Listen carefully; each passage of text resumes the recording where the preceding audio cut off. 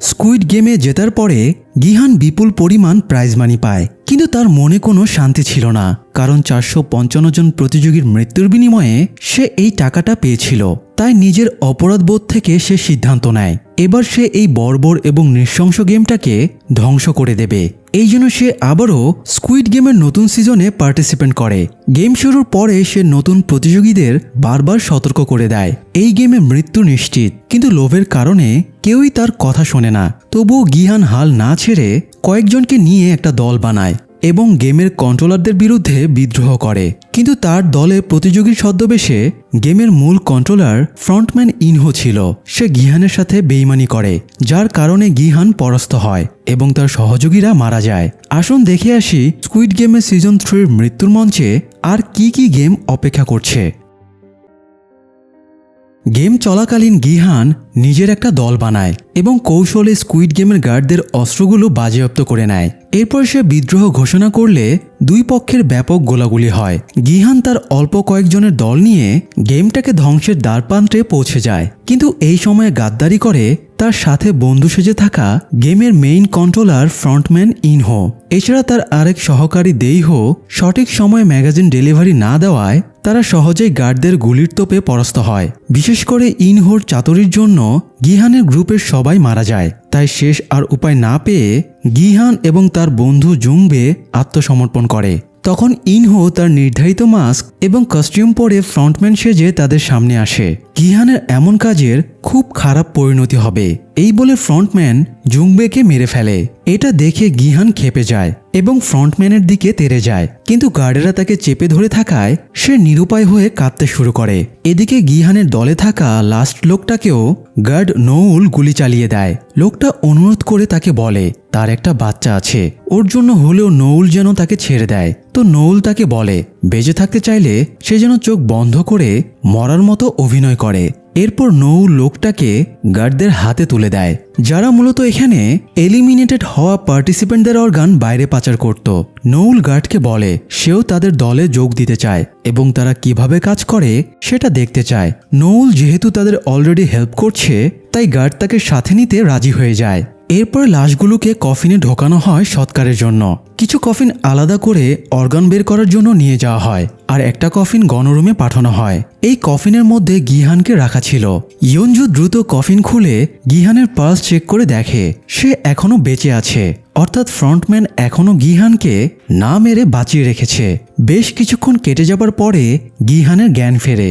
গিহান চারিদিকে তার গ্রুপের সদস্যদের দেখতে না পেয়ে তাদের ব্যাপারে জিজ্ঞেস করলে ইয়ঞ্জু জানায় ওরা আর কেউই বেঁচে নেই। এটা শুনে গিহান হতাশ হয়ে বসে পড়ে। এ সময় গার্ডেরা গণরুমে প্রবেশ করে এবং জানায় 35 জন প্লেয়ার এলিমিনেটেড হয়ে গেছে, তাই আপাতত টিকে আছে 60 জন। 35 জন এলিমিনেটেড প্লেয়ারের টাকাগুলো কাচের ভোল্টে জমা হয়ে যায়। ফলে মোট প্রাইজ মানি দাঁড়ায় 39.6 বিলিয়নে, যা 60 জনের মধ্যে ভাগ করে দিলে এক একজন 660 মিলিয়ন করে পাচ্ছে। তো গার্ডেরা নিয়ম অনুযায়ী আবারও গেমের পক্ষে বিপক্ষে ভোটের আয়োজন করে। গিহান তাদের ওপরে চিৎকার চেঁচামেচি করছিল, তাই গার্ডেরা তাকে আটকে রাখে এবং বাকিদের ভোট দিতে আমন্ত্রণ জানায়। তো আবারও শুরু হয় গেম চালিয়ে যাবার পক্ষে বিপক্ষে ভোট। শেষ পর্যন্ত গেম চালিয়ে যাবার পক্ষে ভোট বেশি পড়ায় গেম কন্টিনিউ রাখার সিদ্ধান্ত নেওয়া হয়। এদিকে গার্ড নৌলকে তাদের সিক্রেট জায়গায় নিয়ে যায়, যেখানে লাশের শরীর থেকে অর্গান বের করা হয়। সেখানে আরও কয়েকজন গার্ডও ছিল। নৌল একটু আগে যে প্লেয়ারকে বাঁচিয়েছে তার অর্গান বের করার জন্য বেডে তোলা হয়। ঠিক সেই মুহূর্তে নৌল আচমকা গুলি করে সেখানে থাকা সব গার্ডকে মেরে ফেলে। তবে সে সার্জারি ডাক্তারকে বাঁচিয়ে রাখে, কারণ প্লেয়ারটা অতিরিক্ত রক্তক্ষরণে সেন্সলেস হয়ে গিয়েছিল। প্লেয়ারটাকে বাঁচানোর জন্য সে ডাক্তারকে নির্দেশ দেয়। এমনকি নৌল নিজের শরীর থেকে রক্তও ডোনেট করে।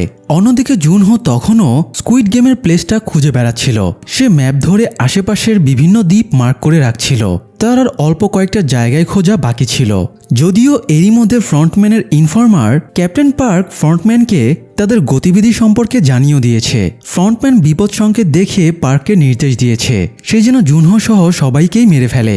যাই হোক, জুনহো ম্যাপ নাড়াচাড়া করছিল, তখন মিস্টার চোই তার কাছে আসে। চোয়ের সন্দেহ গতরাতে ড্রোন অপারেটরের নিখোঁজ হবার পেছনে ক্যাপ্টেন পার্কের হাত রয়েছে, কারণ সে ঘুমাতে যাবার আগে পার্কের হাতে একটা স্ক্রুড্রাইভার দেখেছিল।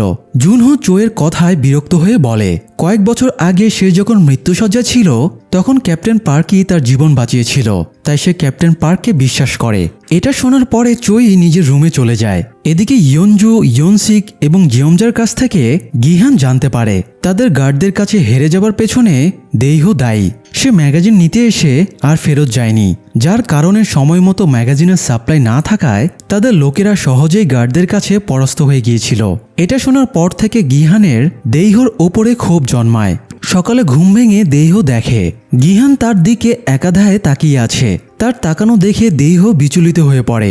এরপর সব প্লেয়ারদের নেক্সট গেমের জন্য প্লেগ্রাউন্ডে নিয়ে যাওয়া হয়। প্লেগ্রাউন্ডে যাবার পথে তারা দেখতে পায় বিদ্রোহী অনেক প্লেয়ারের লাশ ঝুলিয়ে রাখা হয়েছে।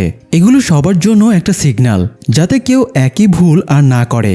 যাই হোক, নতুন প্লেগ্রাউন্ডে একটা বল মেশিন রাখা ছিল। মেশিনের ভেতরে রেড এবং ব্লু রঙের বল ছিল। মেশিনের চাবি ঘোরালে যে কোনো রঙের একটা করে বল বেরিয়ে আসছিল। সব প্লেয়ারদের চাবি ঘুরিয়ে নিজেদের ভাগের বলটা সংগ্রহ করে নিতে বলা হয়। একে একে সবার বল সংগ্রহ করা হয়ে গেলে এই রাউন্ডের গেমের রুলসগুলো বলা হয়। মাস্কড ম্যানেজার জানায় এই গেমের নাম হাইড অ্যান্ড সিক, বাংলায় যেটা লুকোচুরি খেলা আর কি। তো বলের রঙের ওপরে নির্ভর করে প্লেয়ারেরা ব্লু এবং রেড টিমে ভাগ হয়ে যাবে।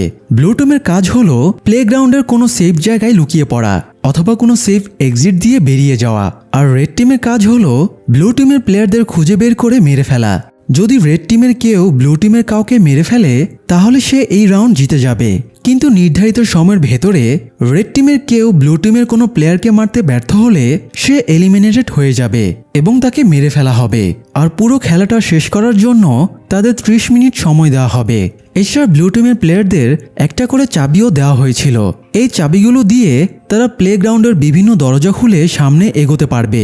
তবে ইন্টারেস্টিং ব্যাপার হলো কোনো দরজা একবার খুললে সেটা আর বন্ধ করা যাবে না। তো এক্ষেত্রে স্বাভাবিক দৃষ্টিতে ব্লু টিমের জন্য সুবিধা হয়ে যাচ্ছে, কিন্তু স্কুইড গেমে তো সবাইকে সমান সুযোগ দেওয়া হয়। এই জন্য রেড টিমের সবাইকে একটা করে ধারালো ছুরি দেওয়া হয়, যাতে তারা ব্লু টিমের প্লেয়ারদের খুঁজে বের করে হত্যা করতে পারে। এবার দুই টিমের প্লেয়ারদের ভেতরে বেশ উত্তেজনা তৈরি হয়ে যায়। কেউ মনে করছিল ব্লু টিমের জন্য খেলাটা সহজ, কারণ তাদের কাছে চাবি আছে, তারা যে কোনো জায়গায় লুকিয়ে সময়টা পার করে দিতে পারবে। আবার কেউ কেউ মনে করছিল রেড টিমের জন্য খেলাটা সহজ, কারণ তাদের হাতে অস্ত্র আছে। এইটুকু জায়গার ভেতরে তারা খুব সহজে ব্লু টিমের প্লেয়ার খুঁজে বের করে মেরে ফেলতে পারবে। তো মাস্কড ম্যানেজার তাদের সুবিধার্থে জানায় কেউ যদি নিজের টিম নিয়ে অসন্তুষ্ট থাকে তবে সে খেলা শুরু হবার আগে অপোজিট টিমের কারোর সাথে নিজের টিম বদলে নিতে পারবে।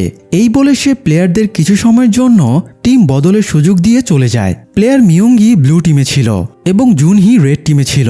মিয়ঙ্গি জানত জুনহির পক্ষে কাউকে খুন করা সম্ভব না। জুনহি কাউকে খুন করতে ব্যর্থ হলে তাকে এবং তার গর্ভের সন্তানকে মরতে হবে। এই জন্য মিয়ঙ্গি জুনহির সাথে টিম বদলে নিতে চায়।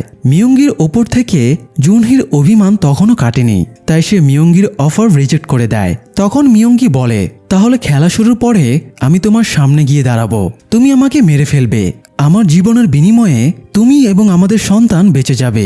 মিয়ঙ্গির কথায় এবার জুনহি বেশ ইমোশনাল হয়ে যায়, তবে টিম বদলের ব্যাপারে সে কোনো মত দেয় না। এদিকে ইয়নসিক ছিল ব্লু টিমে আর তার মা জিয়মজা ছিল রেড টিমে। জিয়মজা বৃদ্ধা মহিলা, সে ইয়াং বয়সে স্বামীর হাতে বেদম মার খেয়েছে, তবুও কখনো টু শব্দটাও করেনি। তার পক্ষে কাউকে খুন করা সম্ভব না, তাই ইয়ংসিক মায়ের সাথে টিম বদলে নিতে চায়। জিয়মজা বলে, ছোটবেলায় পাড়ার ছেলেদের কাছে মার খেয়ে বাড়ি ফিরে ভ্যা ভ্যা করে কাঁদতি, তুই কিভাবে কাউকে খুন করবি? ইয়ংসিক বলে সে যেভাবেই হোক দুর্বল কাউকে খুঁজে খুন করে ফেলবে। এই বলে মাকে ভরসা দিয়ে মায়ের সাথে দল বদলে নেয়। অন্যদিকে দেইহো পড়েছিল ব্লু টিমে। সে জনে জনে ধরে তার সাথে টিম বদলানোর জন্য রিকোয়েস্ট করছিল, কিন্তু কেউ তাকে পাত্তা দিচ্ছিল না। এ সময় সে খেয়াল করে গিহান ছুরি হাতে নিয়ে তার দিকে তাকিয়ে আছে। সে এটা ভেবে আতঙ্কিত হয়ে পড়ে, গিহান নিশ্চয়ই তাকে হত্যা করে বেইমানির প্রতিশোধ নেবে। নিজের উত্তেজনা থামাতে না পেরে সে গিহানের কাছে গিয়ে ঝামেলা শুরু করে দেয়। সে গতরাতে বেইমানি করে কোনো ভুল করেনি, এটাই গিহানের কাছে এক্সপ্লেন করার চেষ্টা করছিল, তবে গার্ড এসে তাকে সরিয়ে দেয়।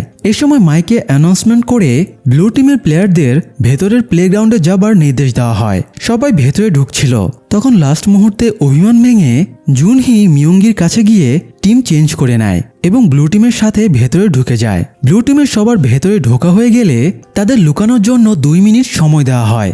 2 মিনিট শেষ হলে এবার রেড টিমকেও ভেতরে ঢোকার পারমিশন দেওয়া হয় এবং সবাই হুড়মুড়িয়ে ভেতরে ঢুকতে শুরু করে। রেড টিম ভেতরে ঢোকার পরে 30 মিনিটের কাউন্টডাউন শুরু হয়। প্লেগ্রাউন্ডে ছোট ছোট অনেকগুলো চেম্বার ছিল।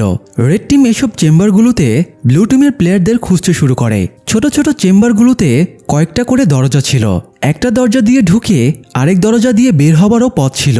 ইয়নজু, জুনহি এবং জেওমজাকে নিয়ে সেফ এক্সিট খোঁজার চেষ্টা করতে থাকে। এ সময় সে খেয়াল করে তাদের সবাইকে চাবি দেওয়া হলেও চাবিগুলোর শেপ একরকম না। সবগুলো চাবি মিলিয়ে মোট 3টা শেপ আছে, সার্কেল, ট্রায়াঙ্গেল এবং স্কোয়ার। পাশাপাশি দরজাগুলো লকেও একই সিস্টেম।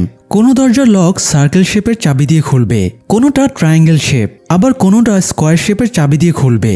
যাই হোক, ভাগ্যক্রমে ইয়নজু, জেওমজা এবং জুনহি 3 জনের কাছে 3 রকমের শেপের চাবি ছিল, তাই তারা যে কোনো চেম্বারের দরজা খুলে একদিক থেকে অন্যদিকে যেতে পারছিল। এদিকে গিহান ব্লু টিমের একজনকে ধরে ফেলে, তবে সে তাকে না মেরে ছেড়ে দেয়, কারণ গিহান শুধুমাত্র দেহকে খুঁজে বেড়াচ্ছিল। গত রাতের গাদ্দারির কারণে সে দেহকে মেরে প্রতিশোধ নিতে চায়। আরেকদিকে মিয়ঙ্গি এবং নামগো মিলে ব্লু টিমের একজনকে ধরে ফেলে। মিয়ঙ্গির বুদ্ধিমতে তারা দুজনে মিলে প্লেয়ারটাকে মেরে ফেলে, যাতে তারা এই রাউন্ডে পাস করতে পারে। অন্যদিকে ইয়নজু, জুনহি এবং জেওমজা পালানোর সময়ে জুনহি সিঁড়িতে উঠতে গিয়ে পা মচকে পড়ে যায়। তখনই একজন রেড টিমের প্লেয়ার সেখানে চলে আসে, তবে ইয়নজু রেড টিমের প্লেয়ারটাকে মেরে ধরাশয়ী করে ফেলে এবং ওদের নিয়ে ওপরের দিকে পালাতে যায়। তার একটা ঘরের ভেতরে লুকায়। এ সময় জুনহির হঠাৎ প্রসব বেদনা শুরু হয় এবং জল ভাঙতে শুরু করে। জেওমজা লক্ষণ বুঝতে পেরে দ্রুত তার বাচ্চা ডেলিভারি করতে শুরু করে, আর ইয়নজু দরজার কাছে দাঁড়িয়ে পাহারা দিতে থাকে। অন্যদিকে ভণ্ডতান্ত্রিক সিওনিয়াও পালাতে পালাতে ভাগ্যক্রমে একটা ঘরে ঢুকে পড়ে। এই ঘরেই ছিল এক্সিট পয়েন্ট। একটা দরজা খুললেই সে বাইরে বেরিয়ে যেতে পারবে, কিন্তু দরজা খুলতে গিয়ে দেখা যায় এই দরজায় 3টা লক আছে।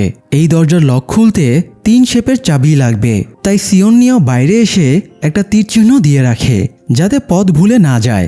এরপরে চাবি খুঁজতে গিয়ে সে জংডের গলায় বাকি 2টা শেপের চাবি ঝুলে থাকতে দেখে। জংডে মরে পড়েছিল দেখে সে চাবি 2টা টান মারছিল। তখনই জংডে জেগে ওঠে। আসলে হারামি লোকটা এতক্ষণ মরার ভ্যাগ ধরে শুয়েছিল। তো সিওনিয়াও তাকে জানায় সে এক্সিট পয়েন্ট পেয়ে গেছে। এই বলে সে জংডেকে সাথে করে ওই ঘরটাতে আবারও যায়। সিওনিয়ানের চাবির পাশাপাশি জংডে নিজের কাছে থাকা চাবি দুটো দিয়ে দরজাটা খুলে ফেলে। এরপরে জংডে তার শয়তানি স্বভাববশত সিওনিয়াওকে ঘরের ভেতরে ধাক্কা দিয়ে ফেলে দেয় এবং একাই বাইরে চলে যায়। সিওনিয়াও নিরুপায় হয়ে ভেতর থেকে জংডেকে গালমন্দ করতে থাকে। এই সময় সেই ঘরে রেড টিমের মিনসু চলে আসে এবং সিওনিয়াও মিনসুর হাতে মারা যায়। এদিকে জুনহি একটা ফুটফুটে মেয়ে সন্তানের জন্ম দেয়। এই যেন রক্তাক্ত ভূমিতে গজিয়ে ওঠা রক্তকবরী। জিওমজার চুলের খোপায় একটা ধারালো অস্ত্র লুকানো ছিল, সেটা দিয়ে সে বাচ্চার নাড়ি কাটে এবং জুনহির কোলে বাচ্চাটা তুলে দেয়। জুনহি বিস্মিত হয়ে ফুলের মতো বাচ্চাটার দিকে তাকিয়ে থাকে। এ সময় সেখানে রেড টিমের একজন চলে আসে, তবে এবারও ইয়নজু শিল্ড হয়ে তাকে প্রতিহত করে ওদের বাঁচিয়ে দেয়। ইয়নজু লোকটার সাথে ফাইট করতে করতে পাশের একটা ঘরে চলে এসেছিল। এই ঘরেই এক্সিট পয়েন্ট ছিল। ইয়নজুর কাছে যেহেতু 3টা শেপেরই চাবি ছিল, তাই সে সহজেই দরজাটা খুলে ফেলে। সে চাইলে একা বাইরে বেরিয়ে যেতে পারত, কিন্তু তা না করে সে আবারও জেওমজা এবং জুনহির কাছে যায় যাতে তাদেরকেও সে বাঁচাতে পারে। কিন্তু হঠাৎ পেছন থেকে মিয়ঙ্গি তাকে ছুরি ঢুকিয়ে দেয়। ইয়নজু এতক্ষণ মিয়ঙ্গির গার্লফ্রেন্ড এবং বাচ্চাকে প্রোটেক্ট করলো, অথচ আবার তার হাতেই ইয়নজুকে মরতে হলো। জুনহি এই দৃশ্য দেখে নির্বাক হয়ে মিয়ঙ্গির দিকে ঘৃণা ভরে তাকিয়ে থাকে। জুনহির কোলের সদ্য জন্মানো বাচ্চাকে দেখে মিয়ঙ্গিও বাকরুদ্ধ হয়ে যায় এবং ওখান থেকে চলে যায়। ইয়নজুর মৃত্যুতে জেওমজা এবং জুনহি প্রচণ্ড কষ্ট পায়। অন্যদিকে তন্ন তন্ন করে খোঁজার পরে গিহান দেইহোকে পেয়ে যায়। দেইহো প্রথমে নিজেকে নির্দোষ প্রমাণ করার জন্য সাফাই গাইতে শুরু করে। এতে গিহানের মন কিছুটা নরম হয়, আর এই সুযোগেই দেইহো তার উপরে অ্যাটাক করে দেয়। তাই এবার আর গিহান তাকে কোনো ছাড় না দিয়ে তাকে মেরে ফেলে, কারণ গতরাতে দেইহো সঠিক সময়ে ম্যাগাজিনগুলো পৌঁছে দিলে তারা হয়তো গার্ডদের পরাস্ত করে যুদ্ধে জিতে যেত। সেই সাথে এই নৃশংস গেমটাকেও বন্ধ করে দেওয়া যেত। এই জন্য দেইহুর অপরাধের শাস্তি হিসেবে গিহান তাকে মেরে ফেলে এবং গেমের রুলসও কমপ্লিট করে ফেলে। এদিকে জিয়ম যা কষ্ট সামলে নিয়ে ইয়ঞ্জুর গলা থেকে চাবি 3টি খুলে নেয়। ইয়ঞ্জুর কথা মতো আশেপাশে খুঁজতেই তারা এক্সিট রুমটা পেয়ে যায়। জিয়ম যা জুনহিকে নিয়ে বাইরে বের হবে। এই সময় সেখানে তার ছেলে ইয়ংসিক চলে আসে। ইয়ংসিক এখন পর্যন্ত কাউকেই হত্যা করতে পারেনি, আর মিনিট খানেকের ভেতরে সে যদি কাউকে হত্যা না করে তাহলে গার্ডেরা তাকেই মেরে ফেলবে। ইয়ংসিক জুনহিকে মেরে নিজের টাস্ক কমপ্লিট করতে চাইছিল, কিন্তু জিয়মজা তাকে বাধা দিয়ে বলে, তুই আমাকে মেরে ফেল, আমার অনেক বয়স হয়েছে, আমি যথেষ্ট বেঁচেছি, আমার আর না বাঁচলেও হবে, তুই আমাকে খুন করে নিজের টাস্ক কমপ্লিট কর। নিজের মাকে নিজের হাতে খুন করার সাহস ইয়ংসিকের ছিল না, তাই মাকে ধাক্কা দিয়ে সরিয়ে সে জুনহির সামনে গিয়ে দাঁড়ায়। ইয়ংসিক জুনহিকে হত্যার জন্য ছুরি তুলতেই এ সময় জিয়মজা তার লুকানো অস্ত্রটা ইয়ংসিকের পিঠে ঢুকিয়ে দেয়। জুনহি এবং বাচ্চাটাকে বাঁচাতে জিয়মজা নিজের একমাত্র ছেলেকে স্যাক্রিফাইস করে। সেই সাথে এই রাউন্ডের গেমটাও কমপ্লিট হয়ে যায়। এদিকে গিহান অনুশোচনায় সুইসাইডের চেষ্টা করে, কিন্তু গার্ড এসে তাকে আটকে দেয়।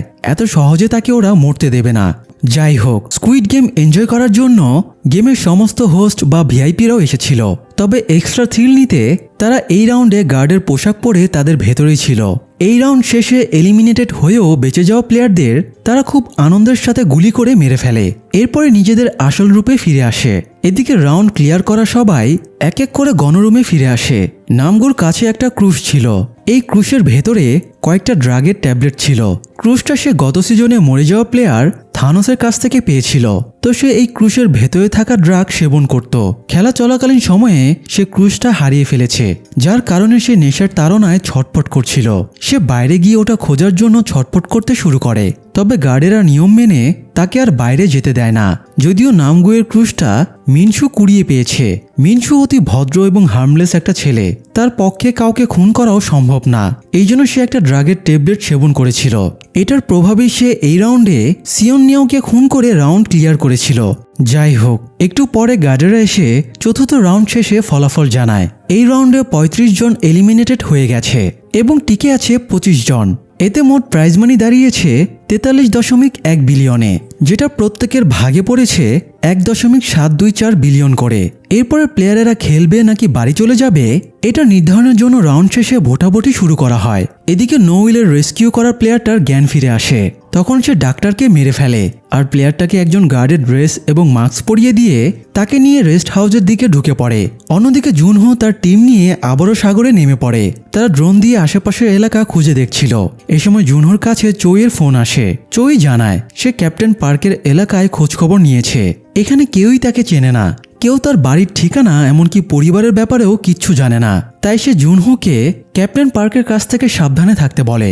এরপরে চোই খুঁজে খুঁজে পার্কের বাড়িটা বের করে। চোইয়ের অ্যাসিস্ট্যান্ট তাকে অনুচিতভাবে কারো বাড়িতে ঢুকতে বারণ করে, তবুও সে ভেতরে ঢুকে যায়। বাড়িতে একটা কুকুর দড়ি দিয়ে বাঁধা অবস্থায় ছিল। পার্কের বাড়িতে চোই একটা ফটো পেয়ে যায়। ফটোতে ক্যাপ্টেন পার্ক এবং স্কুইড গেমের প্লেয়ার খোঁজার সেই রিক্রুটারকে একসাথে দেখা যাচ্ছিল। এটা দেখেই চোই শিওর হয়ে যায় ক্যাপ্টেন পার্ক ও স্কুইড গেমের লোক। এ সময় হঠাৎ পার্কের কুকুরটা দড়ি ছিঁড়ে চলে আসে এবং চোইয়ের ওপরে অ্যাটাক করে। তাই বাধ্য হয়ে চোই কুকুরটাকে গুলি করে মেরে ফেলে। তবে কুকুরের হাত থেকে বেঁচে গেলেও এ সময় পুলিশ চলে আসে এবং তাকে গ্রেফতার করে থানায় নিয়ে যায়। এদিকে ভিআইপিরা প্লেয়ারদের ভোটাভুটি নিয়ে খুবই উৎসুক ছিল। প্রতি রাউন্ড শেষে এত টাকা পেয়েও প্লেয়ারেরা অতি লোভে আবারও গেমের পক্ষে ভোট দেয়। এটা দেখে তারা খুবই আনন্দ পায়। তো ভোট শুরু হলে ম্যাক্সিমাম প্লেয়ার ভোটের পক্ষে ভোট দিচ্ছিল। তাই জিয়মজা সবাইকে অনুরোধ করে বলে জুনহি এবং তার বাচ্চারার কথা ভেবে অন্তত তারা যেন গেমটা বন্ধের পক্ষে ভোট দেয়। তাদের নিজেদের টাকা কম পড়লে প্রয়োজনে জিয়মজার টাকা নিয়ে নিক, তবুও তারা গেমটা বন্ধ করুক। কিন্তু কেউই তার অনুরোধকে তোয়াক্কা করে না।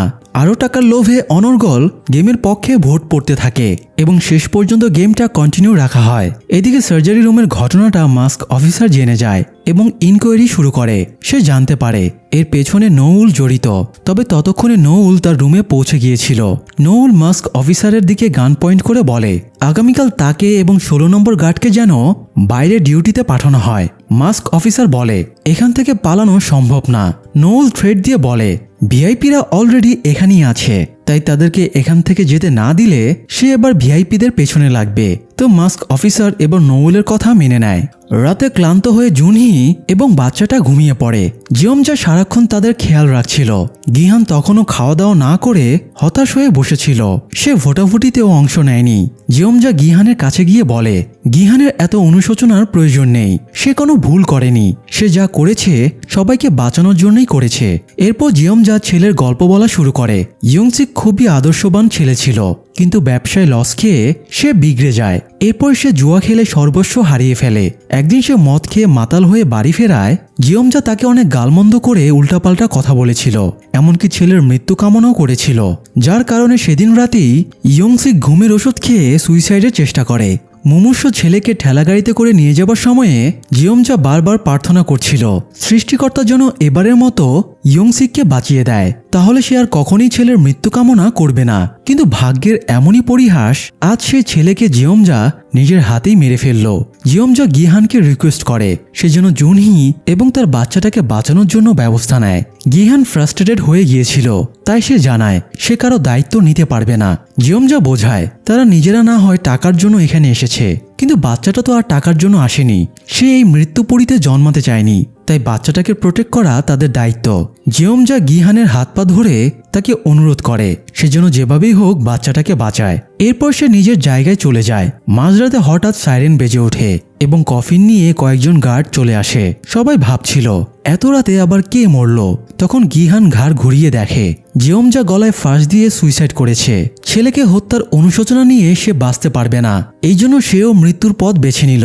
যাই হোক, সকালে প্লেয়ারদের পঞ্চম রাউন্ডের জন্য প্লেগ্রাউন্ডে নিয়ে যাওয়া হয়। জিয়মজার মৃত্যুতে গিহানের বেশ খারাপ লাগছিল, তাই সে জিয়মজার লাস্ট রিকোয়েস্টে রাখার জন্য জুনহির বাচ্চাটাকে প্রোটেক্ট করার সিদ্ধান্ত নেয়। জুনহির পায়ে গত রাতের চোটে বেশ ইনজুরি হয়েছিল, সে ঠিকমতো হাঁটতেও পারছিল না। গিহান জুনহির কাছ থেকে বাচ্চাটাকে নিজের কোলে নেয় যাতে বাচ্চাটা একটু সেফ থাকতে পারে। ভিআইপিরা পঞ্চম রাউন্ডের গেম দেখার জন্য একদম মুখিয়ে ছিল। একজন ভিআইপির প্রপোজাল দেয় তারা যদি বাচ্চাটাকেও এই গেমে পার্টিসিপেট করে দেয় তাহলে গেমটা আরো মজাদার হয়ে যাবে। বাচ্চাটার মা বাচ্চাটাকে বাঁচানোর জন্য কি স্ট্রাগল করবে এটা দেখে তারা খুবই আনন্দ পাবে। তো সবাই প্লেগ্রাউন্ডে গিয়ে দেখতে পায় এই জায়গাটা অনেক উঁচু। এপার থেকে ওপারে যাবার জন্য জাস্ট একটা চিকন সাঁকো রয়েছে। সাঁকোর দুই প্রান্তে দুটো পুতুল দাঁড়িয়ে আছে। তাদের এই পাশ থেকে সাঁকো দিয়ে অপর পাশে পৌঁছাতে হবে।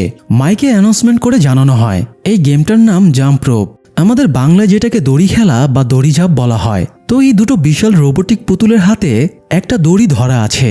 এই দড়িটার প্রতি মুহূর্তে সাঁকোর ওপর দিয়ে দোল খেলবে। প্লেয়ারদের কাজ হলো এই দড়ির ওপর দিয়ে লাফিয়ে লাফিয়ে এই ব্রিজটা পার হওয়া। তারা যদি সঠিক মুহূর্তে লাফ দিতে ব্যর্থ হয় তাহলে দড়িতে বাড়ি খেয়ে একদম নিচে পড়ে মরে যাবে।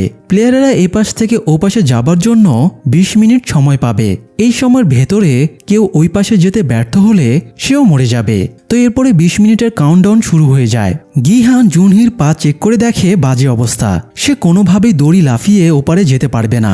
জুনহি তো দূরে থাক, যারা সুস্থ প্লেয়ার ছিল তারাও পার হবার সাহস পাচ্ছিল না। দড়িটা এত দ্রুত দুলছিল যে এই ব্রিজ পার হওয়া প্রায় অসম্ভব। এ সময় মিনসু ভয়ে অস্থির হয়ে যায়। সে ক্রুজটা খুলে দেখে ভেতরে জাস্ট একটা ড্রাগের ট্যাবলেট আছে। ট্যাবলেটটা বের করে নিয়ে সে ক্রুজটা নামগুকে দেখিয়ে ব্রিজের ওপরে ছুঁড়ে মারে। ড্রাগের নেশায় মত্ত হয়ে নামগু লাফিয়ে লাফিয়ে প্রায় অর্ধেক ব্রিজ পার হয়ে ক্রুজটা উদ্ধার করে, কিন্তু ক্রুজ খুলেই দেখে ভেতরে ট্যাবলেট নেই। এতে তার মাইন্ড ডিস্ট্র্যাক্ট হয়ে যায় এবং দড়ির আঘাতে সে নিচে পড়ে মরে যায়। এরপরে গিহান ব্রিজ পার হবার সিদ্ধান্ত নেয়, তবে সে বাচ্চাটাকে সহ ব্রিজ পার হবে। জুনহি নিজের জার্সি খুলে বাচ্চাটাকে জার্সির ভেতরে আটকে গিহানের গলার সাথে বেঁধে দেয়। এরপরে গিহান ব্রিজের ওপরে ঝাঁপ দেয়। সে খুব সাবধানে এবং বেশ কষ্টে ব্রিজটা পার হতে সক্ষম হয়।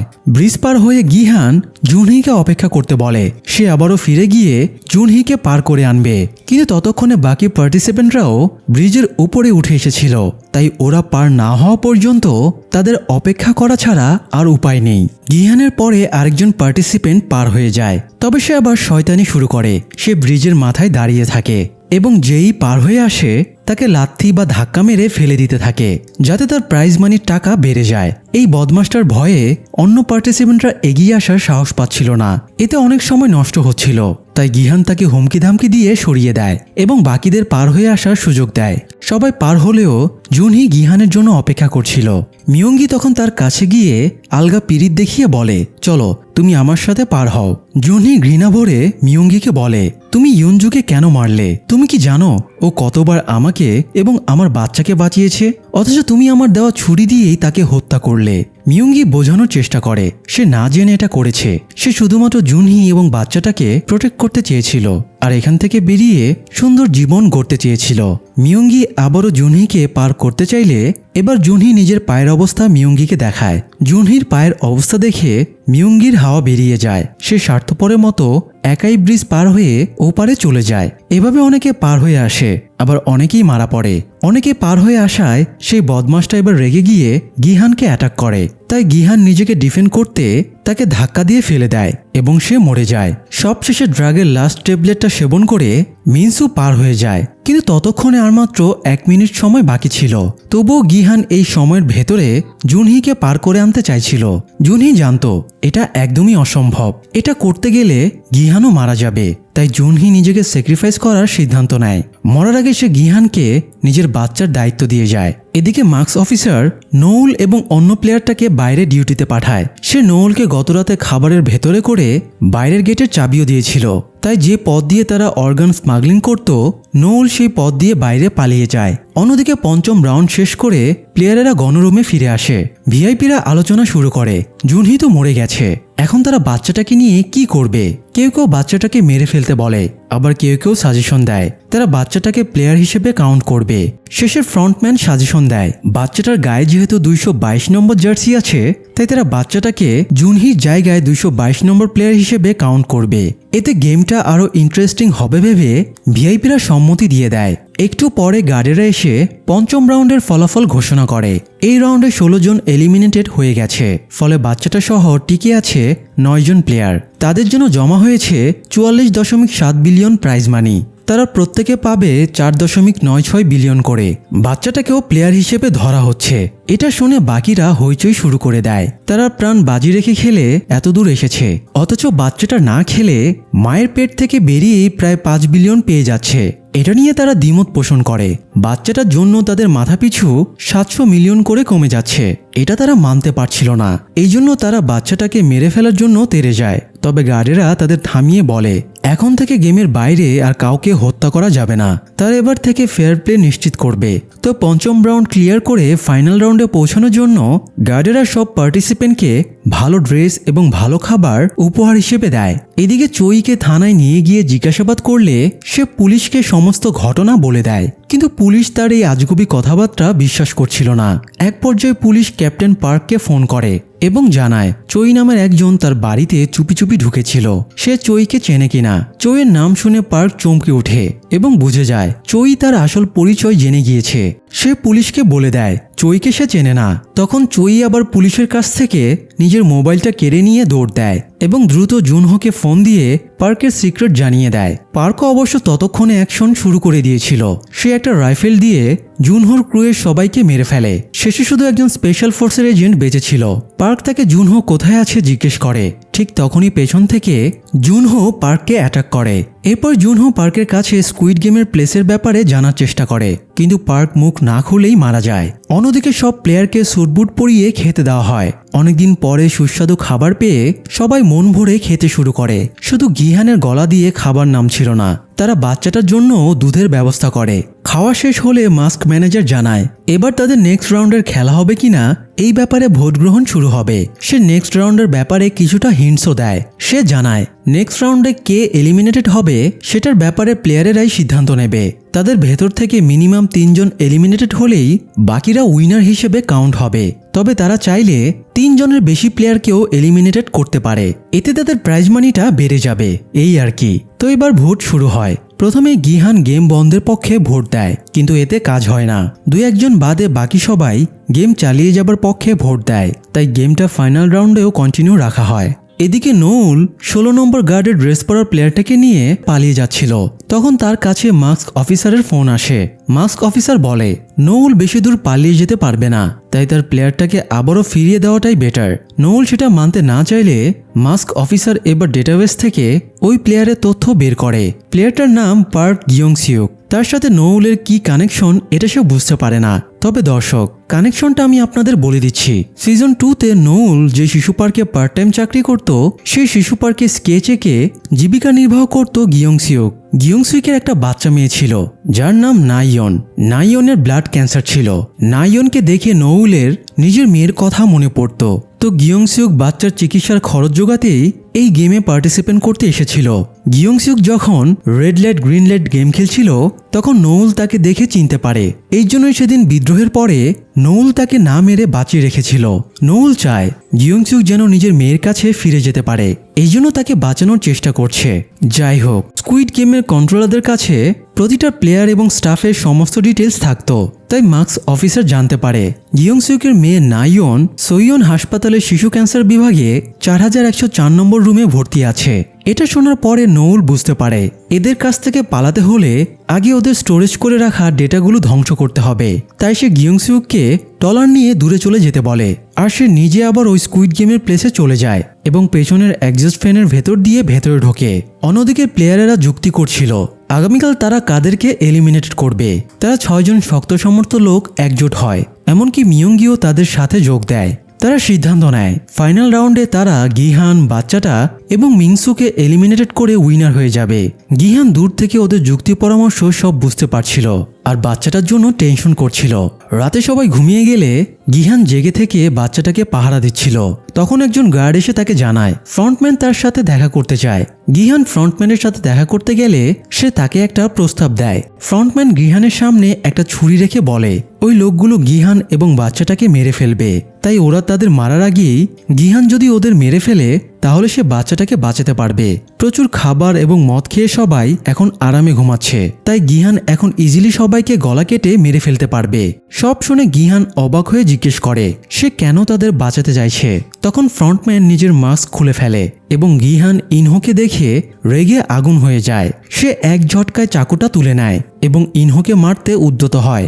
ইনহো বলে এখানে তুমি আর আমি ছাড়া কেউ নেই, তুমি চাইলে আমাকে মারতে পারো, কেউ বাধা দেবে না, কিন্তু এতে তুমি এই গেমটা বন্ধ করতে পারবে না। আমি মরে গেলে ওরা অন্য কোনো হোস্ট নিয়োগ দেবে এবং গেমটাও চলতে থাকবে। তাই নিজেকে এবং বাচ্চাটাকে বাঁচানোর জন্য তোমার এই মুহূর্তে ওদের সাথে লড়াই করাই বেটার। ওরা ঘুমের মধ্যে সবাই মারা গেলে লাস্টে তুমি এবং বাচ্চাটা বেঁচে থাকবে। এতে নিয়ম অনুযায়ী আর কোনো খেলা হবে না, অর্থাৎ তুমি আর বাচ্চাটা উইনার হয়ে প্রাইজ মানি নিয়ে চলে যেতে পারবে। গিহান ইনহোর কথার কোনো উত্তর না দিয়ে চাকুটা নিয়ে গণরুমে চলে যায়। এদিকে রুমে গিয়ে গিহান বাচ্চাটাকে এক নজর দেখে, এরপরে ছুরি নিয়ে প্লেয়ারগুলোর কাছে চলে যায়। সে ছুরি হাতে একজনকে মারার জন্য দাঁড়িয়ে পড়ে। গিহানের সিচুয়েশন দেখে ফ্রন্টম্যান ইনহোর নিজের স্মৃতিগুলো মনে পড়ে। সে যেবার স্কুইড গেমে পার্টিসিপেট করেছিল সেবার তার সাথেও সেম এক্সপিরিয়েন্স হয়েছিল। ফাইনাল রাউন্ডের আগে তৎকালীন হোস্ট ওইল নাম ইনহোকে ডেকে বলেছিল আগামীকাল ওরা তোমাকে মেরে ফেলবে, তাই তুমি যদি ওদেরকে ঘুমের ভেতরেই গলা কেটে হত্যা করো তাহলে তুমি বেঁচে যাবে এবং উইনার হয়ে যাবে। ইনহো সেবার নিজের স্বার্থে ঘুমন্ত প্লেয়ারদের গলা কেটে হত্যা করেছিল। সে ভেবেছিল বাচ্চাটাকে বাঁচানোর জন্য গিহানও একই কাজ করবে। গিহান প্লেয়ারটার গলায় ছুরি ধরে, কিন্তু সে দ্বিধায় ভুগছিল এমন অন্যায় সে করবে কিনা। এ সময় সে সিজন 1-এর কাংসা বিউককে হ্যালুসিনেট করে। কাং গিহানকে বলে এমনটা করো না, তোমার ভেতরে এখনো মনুষ্যত্ব বেঁচে আছে। তুমি যদি ঘুমন্ত মানুষগুলোকে মেরে ফেলো তাহলে তোমার আর ওদের মধ্যে কোনো পার্থক্য থাকবে না।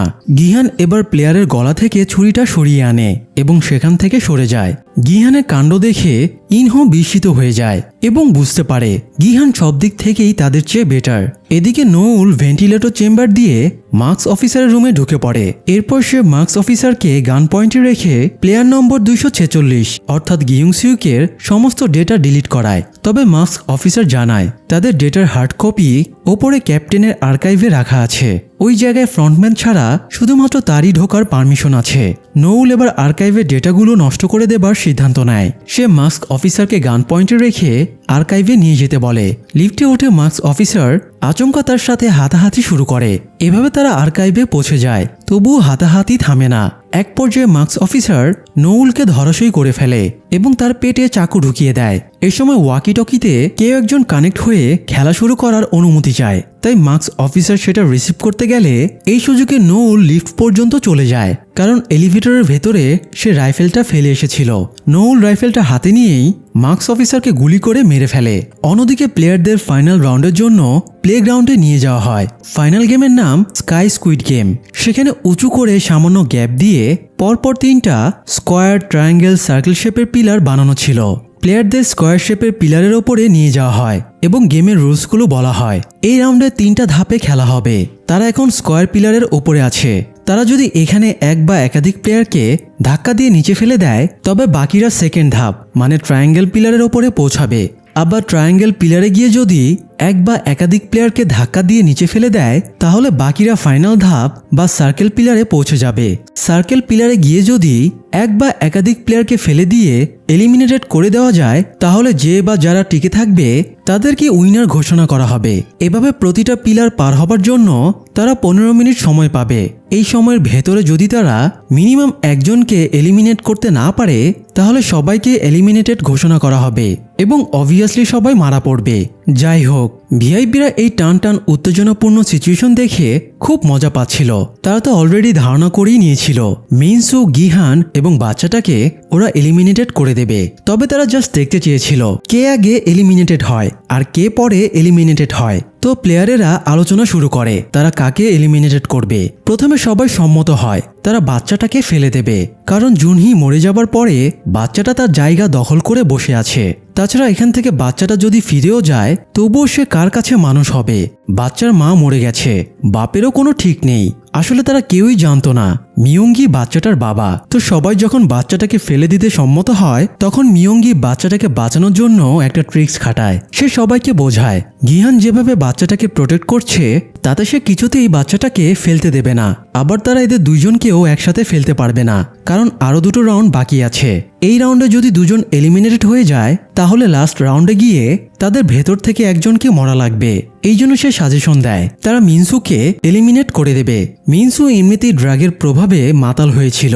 সে একবার থানোসকে হ্যালুসিনেট করছিল, তো আরেকবার নামগুকে হ্যালুসিনেট করছিল। তার মাথার কোনো ঠিক ছিল না। তবে সবাই যখন তার দিকে এগিয়ে আসছিল, মৃত্যু ভয়ে সে অ্যাগ্রেসিভ হয়ে যায়। কেউ তার কাছে ধাক্কা মারার জন্য যেতে সাহস পাচ্ছিল না। সবাই ভাবছিল ধাক্কা মারতে গেলেও যদি হাত ধরে টান দেয়, তাহলে তো দুজনকেই মরতে হবে। এদিকে আবার টাইমও শেষের দিকে চলে এসেছিল। 15 মিনিট শেষ হতে আর 2-1 মিনিট বাকি আছে। তো পিলারের ওপরে একটা স্টিলের খুঁটি লাগানো ছিল। এটার আদৌ কোনো কাজ আছে কিনা কেউই জানে না। তবে মিয়ঙ্গি এটাকে কাজে লাগায়। সে খুঁটিটা তুলে নিয়ে সেটা দিয়ে মিনসুকে ধাক্কা মারতে এগিয়ে যায়। লাস্ট মুহূর্তে মিনসু তার মৃত গার্লফ্রেন্ডকে হ্যালুসিনেট করে এবং পিলারটাকে গার্লফ্রেন্ডের হাত মনে করে চেপে ধরে। আর তখনই মিয়ঙ্গি তাকে ধাক্কা দিয়ে ফেলে দেয়। সেই সাথে তারা এই রাউন্ডটা ক্লিয়ার করে ফেলে। এবার স্কোয়ার পিলার থেকে ট্রায়াঙ্গেল পিলার পর্যন্ত একটা ব্রিজ বেরিয়ে আসে। ব্রিজ দিয়ে তারা ট্রায়াঙ্গেল পিলারে পৌঁছে যায়। এরপরে তাদের সেকেন্ড রাউন্ডের খেলা শুরু হয়। আগেরবারের মতো এবারও সবাই বাচ্চাটাকে ফেলে দেবার জন্য সম্মত হয়, কিন্তু গিহান বাচ্চাটাকে এমনভাবে জাপটে ধরেছিল কেউই তার কাছ থেকে বাচ্চাটাকে নিতে পারছিল না। সবাই নানানভাবে গিহানকে বোঝানোর চেষ্টা করে, তবুও সে কারো কথা শোনে না। আবার কেউ গিহানের কাছে গিয়ে জোর করে বাচ্চাটাকে ছিনিয়ে আনারও সাহস পাচ্ছিল না। মিয়ঙ্গি আবারও বাচ্চাকে বাঁচানোর একটা ট্রিক্স খাটায়। সে বলে তারা রক পেপার সিজার খেলে সিদ্ধান্ত নেবে কে বাচ্চাটাকে আনার জন্য গিহানের কাছে যাবে। তো রক পেপার সিজার খেলার পরে 336 নম্বর প্লেয়ার বাচ্চাটাকে আনার দায়িত্ব পায়। গিহান একদম পিলারের কার্নিশ ঘেঁষে দাঁড়িয়েছিল, যাতে পড়তে হলে তারা দুজনে একসাথে পড়ে। তারা দুজনে একসাথে মরে গেলে পরের রাউন্ডে বদমাশগুলোর একজনকে মরা লাগবে। আর এই আতঙ্ক দিয়েই গিহান বাচ্চাটাকে প্রোটেক্ট করছিল। তো গিহান এবং বাচ্চাটাকে পিলারের মাঝ বরাবর আনার জন্য তারা নিজেদের ড্রেস খুলে একটা দড়ির মতো বানায়। একজন আরেকজনের পেছনে দাঁড়িয়ে দড়িটা টেনে ধরে থাকে, আর দড়িটা 336 নম্বর প্লেয়ারের শরীরে বাঁধা থাকে, যাতে তারা ব্যালেন্স ধরে রাখতে পারে। তো এরপরে তারা গিহানকে এটা সেটা বুঝিয়ে তার মাইন্ড ডিস্ট্র্যাক্ট করে দেয় এবং 336 নম্বর প্লেয়ারটা গিহানকে এক লাফে জাপটে ধরে। এবার বাকিরা তাদের টেনে মিডলে আনার চেষ্টা করতে থাকে। তবে গিহানের কাছে লুকানো ছুরি ছিল, সে ছুরি দিয়ে দড়িটা কেটে দেয় এবং সে আর প্লেয়ার 336 মুখোমুখি হয়ে যায়। এ সময় মিয়ঙ্গি একটা আচানক কাজ করে ফেলে। সে খুঁটি তুলে সেটা দিয়ে ধাক্কা মেরে প্লেয়ার 336কে ধাক্কা মেরে এলিমিনেটেড করে দেয়। তার এই কাণ্ডে সবাই অবাক হয়ে যায়। তখন মিয়ঙ্গি স্বীকার করে সে এতক্ষণ বাচ্চাটাকে প্রোটেক্ট করছিল, কারণ সেই বাচ্চাটার বাবা। এটা শুনে সবাই হতবাক হয়ে যায়, এমনকি গিহান নিজেও জানতো না মিয়ঙ্গি বাচ্চার বাবা। ভিআইপিরাও এটা জানতে পেরে অবাক হয়ে যায়। তাদের জন্য গেমটা এবার আরো ইন্টারেস্টিং হয়ে ওঠে। এদিকে গিয়ংসিউক পালাচ্ছিল, তখন মার্কস ম্যানেজারের নেতৃত্বে থাকা একটা টিম তাকে ধরে ফেলে। তবে এই সময় জুনহো এবং তার সহকর্মী চলে এসে তাদেরকে হত্যা করে। গিয়ংসিউক জুনহোকে জানায় সে ওদের লোক না। গার্ডের ড্রেসের কোমরে থাকা স্ক্যানারটা দিয়ে জুনহো গিয়ংসিউকের ঘাড়ের চিপটা স্ক্যান করে শিওর হয় সে এখানে প্লেয়ার হিসেবে এসেছিল। তাই সে আর তাকে কিছু বলে না, জাস্ট তার কাছ থেকে জেনে নেয় স্কুইড গেম কোথায় খেলা হচ্ছে। গিয়ংসিউক জুনহোকে এক্সাক্ট লোকেশন জানিয়ে দিলে জুনহো এবার সেদিকে যাত্রা শুরু করে। অন্যদিকে প্লেয়ারেরা এবার কনফিউজড হয়ে যায় নেক্সট রাউন্ডে তারা কাকে এলিমিনেট করবে, কারণ মিয়ঙ্গি এখন গিহানের সাথে জোট বেঁধেছে। তাই তারা নিজেদের ভেতরে দুর্বল একজনকে বলির পাঠা বানায়। তারা প্লেয়ার 39কে হঠাৎ মারধর শুরু করে এবং পা ভেঙে তাকে আহত করে দেয়। পরের ধাপে গিয়ে তারা একেই নিচে ফেলে দেবে এবং গেম কমপ্লিট করে প্রাইজ মানি নিয়ে চলে যাবে। কিন্তু এই নৃশংসতা গিহানের পছন্দ হচ্ছিল না, তাই সে ছুরি ধরে সবাইকে সাবধান করে দেয়। তখন একজন গিহানের ওপরে ঝাঁপিয়ে পড়ে। গিহান সেলফ ডিফেন্সের জন্য তাকে ছুরি দিয়ে মেরে ফেলে। এবার মিয়ঙ্গিও হাতাহাতির এক পর্যায়ে একজন প্লেয়ারকে নিচে ফেলে দেয়। এরপরে সে জংডেকেও নিচে ফেলে দেয়। মিয়ঙ্গির প্ল্যান ছিল এরা সবাই মরে যাবে। পরের রাউন্ডে গিয়ে আহত 39 নম্বর প্লেয়ারটাকে এলিমিনেটেড করে দিয়ে সে, গিহান এবং বাচ্চাটা উইনার হয়ে যাবে। কিন্তু প্লেয়ার 39 একটা অঘটন ঘটিয়ে দেয়। সে মিয়ঙ্গির বলির পাঠা হতে চাইছিল না, তাই সে নিজেই ওপর থেকে গড়িয়ে নিচে পড়ে আত্মহত্যা করে, যার কারণে ফাইনাল রাউন্ডের জন্য শুধুমাত্র মিয়ঙ্গি, গিহান এবং বাচ্চাটা বেঁচে থাকে। অর্থাৎ এবার এই তিনজনের ভেতরে একজনকে মরা লাগবে। গেমটা এতটা ইন্টারেস্টিং হয়ে গেছে দেখে ভিআইপিরাও আনন্দে উত্তেজিত হয়ে পড়ে। এদিকে নোল আর্কাইভ থেকে প্লেয়ারদের হার্ড কপি বের করে জ্বালিয়ে দেয়। চলে যাবার সময় নোল গার্ডদের ফাইল খেয়াল করে সেখান থেকে নিজের ফাইলটা বের করে। স্কুইড গেমের কন্ট্রোলারদের কাছে যেহেতু সব ডেটাই থাকে, তাই সেখানে নোউলেরও সমস্ত ডেটা ছিল। নোউল জানতো না উত্তর কোরিয়া থেকে পালিয়ে আসার পরে তার স্বামী সন্তানের কি হয়েছে। সে এই ফাইল থেকে জানতে পারে তার স্বামী ধরা পড়েছে এবং বাচ্চাটা মরে গেছে। এটা দেখে নোউল কাঁদতে শুরু করে। অন্যদিকে ফাইনাল রাউন্ডের জন্য ট্রায়াঙ্গেল থেকে সার্কেল পিলার পর্যন্ত ব্রিজ বের হয় এবং তাদেরকে সার্কেল পিলারে যেতে বলা হয়। প্রথমে মিয়ঙ্গি সার্কেল পিলারে চলে যায়, কিন্তু যখন গিহান ব্রিজে উঠছিল তখন মিয়ঙ্গি খুঁটিটা তুলে নিয়ে তাকে বাধা দেয়। মিয়ঙ্গি বাচ্চাটাকে খুঁটির সাথে বেঁধে দিয়ে গিহানকে ট্রায়াঙ্গেলের ওপরেই থাকতে বলে। সেকেন্ড রাউন্ড শেষ হতে তখনও 5 মিনিট সময় বাকি ছিল। তাছাড়া গিহানও এখনও ট্রায়াঙ্গেলের ওপরেই ছিল। গিহান যতক্ষণ না সার্কেল পিলারে যাচ্ছে ততক্ষণে ফাইনাল রাউন্ড শুরু হবে না। তাই গিহান মিয়ঙ্গির ট্রিক্স বুঝে ফেলে, সে বাচ্চাটাকে নিয়ে নেবে। এতে গিহান ট্রায়াঙ্গেলের ওপরে সেকেন্ড রাউন্ডে এলিমিনেটেড হয়ে যাবে। এরপরে মিয়ঙ্গি ফাইনাল রাউন্ডে বাচ্চাটাকে ফেলে দিয়ে এলিমিনেটেড করে দেবে এবং গেমের উইনার হয়ে যাবে। বাবা হয়েও সন্তানকে মেরে ফেলবে। এটা গিহান হজম করতে পারছিল না। তবুও সে বাচ্চাটাকে সেভ করার জন্য মিয়ঙ্গিকে বলে, তুমি আমার সার্কেলের ওপরে আসতে দাও, আমি তোমাকে কথা দিচ্ছি ফাইনাল রাউন্ডে আমি নিজেই নিজেকে স্যাক্রিফাইস করব। তখন তুমি বাচ্চাটাকে নিয়ে চলে যেও। আমি জুনহিকে কথা দিয়েছি বাচ্চাটাকে আমি প্রোটেক্ট করব। তবুও মিয়ঙ্গি গিহানের কথাকে বিশ্বাস তো করেই না, উল্টো জুনহি এবং গিহানকে জড়িয়ে আজে বাজে সন্দেহ করে। গিহান বুঝতে পারে এই ছেলে অতি বেয়াদব। এদিকে ঘড়ির সময়ের পার শেষের দিকে, আর মিনিট খানেকের ভেতরে যদি গিহান ব্রিজ পার না হয় তাহলে ব্রিজটা আবারও বন্ধ হয়ে যাবে এবং সে বাচ্চাটা সহ এলিমিনেটেড হয়ে যাবে। এই জন্য গিহান বাচ্চাটাকে দিয়ে দেয়। এরপর নির্ধারিত সময়ে ব্রিজটা বন্ধ হতে শুরু করে। তবে একদম লাস্ট মুহূর্তে আচমকা ঝাঁপ দিয়ে গিহান সার্কেলের ওপরে চলে আসে। এরপরে মিয়ঙ্গির সাথে তার হাতাহাতি শুরু হয়। এক পর্যায়ে মিয়ঙ্গি বাচ্চাটাকে ঢাল হিসেবে ইউজ করে। সে বাচ্চাটাকে তুলে ধরে এবং ফেলে দেওয়ার হুমকি দিয়ে গিহানকে দুর্বল করে দেয়। বাচ্চাটাকে বাঁচানোর জন্য গিহান নিজের ছুরিটাও ফেলে দেয়। তখন আচমকা মিয়ঙ্গি তার ওপরে অ্যাটাক করে। আবারও হাতাহাতির এক পর্যায়ে দুজনেই পিলার থেকে পড়ে যায়। তবে গিহান পিলারে কার্নিচে থাকা একটা রড চেপে ধরে এবং মিয়ঙ্গি নিচে পড়ে মরে যায়। গেমটা এখানেই কমপ্লিট হয়ে যেতে পারত, কিন্তু এখানে একটা সমস্যা হয়ে যায়। প্রতিটা রাউন্ড শুরুর আগে একটা বাটন প্রেস করা লাগে। বাটনটা প্রেস করলে টাইমার অন হয়ে যায় এবং খেলাও শুরু হয়ে যায়। কিন্তু সার্কেল পিলারে আসার পরে তারা দুজনে হাতাহাতিতে ব্যস্ত ছিল বলে কেউই বাটন প্রেস করেনি। এই জন্য মিয়ঙ্গির এলিমিনেটেড হয়ে যাওয়া গেমের অংশ হিসেবে বিবেচিত হবে না। অর্থাৎ এখন বাচ্চা অথবা গিহান দুজনের ভেতরে একজনকে মরা লাগবে, তবেই গেমটা কমপ্লিট হবে। ভিআইপিরা ধরেই নিয়েছিল গিহান বাচ্চাটাকে ফেলে দিয়ে আবারও উইনার হয়ে যাবে। সেই সাথে স্কুইড গেমের ইতিহাস তৈরি হবে, কারণ এখন পর্যন্ত কেউ দুবার স্কুইড গেমের উইনার হতে পারেনি। এদিকে জুনহো এবং তার সহযোগী কিম কোস্টগার্ডদের খবর দিয়ে নিয়ে এসেছিল। জুনহো ততক্ষণে সুইমিং স্যুট পরে স্কুইড গেমের প্লেসেও চলে গিয়েছিল। ফ্রন্টম্যান এই নিউজটা পেয়ে যায়। তাদের রাডারে কোস্টগার্ড আসার সিগন্যাল দিচ্ছিল। নৌলও ততক্ষণে আর্কাইভ পুড়িয়ে দিয়ে বসে গেমের ফাইনাল রাউন্ড দেখছিল। ভিআইপিরা অধীর আগ্রহে অপেক্ষা করছিল কখন গিহান বাচ্চাটাকে ফেলে দিয়ে উইনার হয়ে যাবে। তারা এত বছর ধরে গেম চালাচ্ছে, তাই তারা মানুষের স্বভাব সম্পর্কে জানে। মানুষ নিজের স্বার্থে তার আপনজনকেও হত্যা করতে ছাড়ে না। সেখানে এই বাচ্চাটা তো গিহানের কেউই হয় না। গিহান বাটন প্রেস করে টাইমার চালু করে বাচ্চাটাকে নিয়ে পিলারের ধারে গিয়ে দাঁড়ায়। তবে গিহান তো বাকি মানুষদের মতো না। তাছাড়া সে এখানে এসেছিল গেমটা বন্ধ করতে। তবে সে গেম বন্ধ করতে না পারলেও বিকৃত মানসিকতার ভিআইপিদের ধারণাকে ঠিকই পাল্টে দিতে পারবে।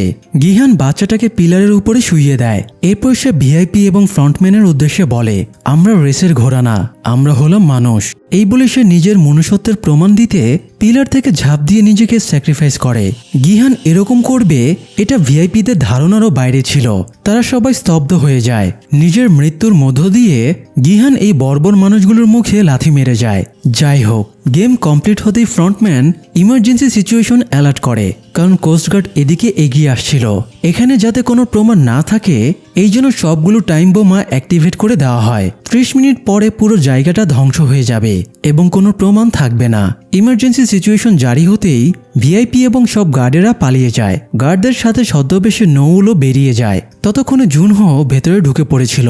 ফ্রন্টম্যান চলে যাবার আগে বাচ্চাটাকে উদ্ধার করতে যায়। সে পিলারে গিয়ে বাচ্চাটাকে কোলে তুলে নেয়। ওই সময় জুনহো ইনহোকে দেখতে পায়। অবশেষে আরও একবার দুই ভাই মুখোমুখি হয়। জুনহোর হাতে রাইফেল ছিল।